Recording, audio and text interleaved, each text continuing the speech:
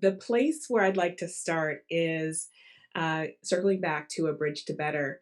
And so I am married and have a teenage son, and my son is Black and Latino.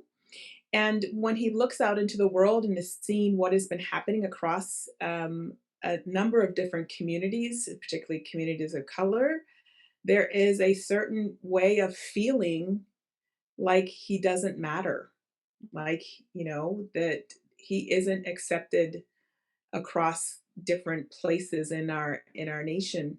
Now he has a very good sense of self and confidence, and he's got parents who tell him otherwise, and so he doesn't go down that path. But what is important to know is that all of our children are watching, and all of our children are looking at how does the world work and what are our respective places in the world. So when last summer was fraught with the murders of Ahmaud Arbery and George Tier, and many that weren't even mentioned, my husband and I, like many of you, I'm sure, were feeling a spectrum of emotions. And we knew we wanted to do something, but also, like many of you and others around our nation, probably feeling like, I don't even know what can I do as one person. How could I possibly make a difference? This is so big.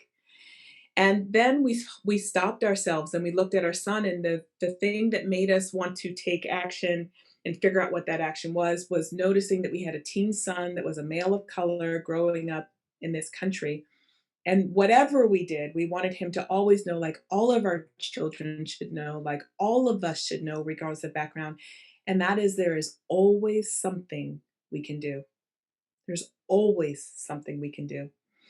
And so we decided the first step was we were going to write an open letter to humanity. And so we did. And we recorded it too. And each of us read our respective parts of the letter that we contributed. And when we finished that, it was so clear that the question would be like, okay, I totally get that. What next? And we didn't want to be in the position of feeling like it was our responsibility to educate others. But we did want to offer what we ended up calling a good place to start. And so we created the guide that goes with the letter. And in the guide, we broke it down into four quadrants: self, family, community, and world of work or organizations. And within each of those quadrants, we have reflections, some questions that we invite people to have in the self inquiry piece, in the family inquiry piece, in the community piece, and at work. So the way we looked at it was the self part was the through line for all the other pieces. And all of it impacts how we show up in the world.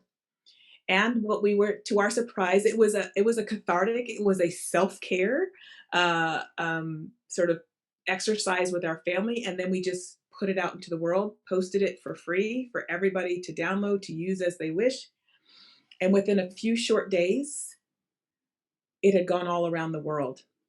And we were hearing people in the US and abroad saying that they had brought it into their government agencies and were using it as a framework. They were using it at school board meetings, at boards of direct meetings, and nonprofits. It was being used everywhere. And and it culminated ultimately in one of our government agencies to this date now uses it as part of their training program around equity and coaching and leadership development.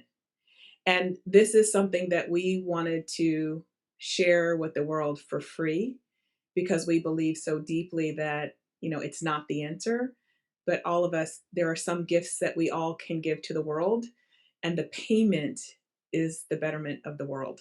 And that's how we felt about this. So when I approach my work, I tell people all the time, I'm not a DEI consultant. I don't even come from the background of diversity and inclusion. In fact, I don't usually use those words. The words I've been using have been belonging and unity for years because I like to focus on the outcome that I desire. And I believe if you have belonging and unity, you're going to naturally have things like diversity and inclusion and equity. And so all the work that I do has that lens through it, no matter what we're talking about. And my contemplative practice and teachings are no different.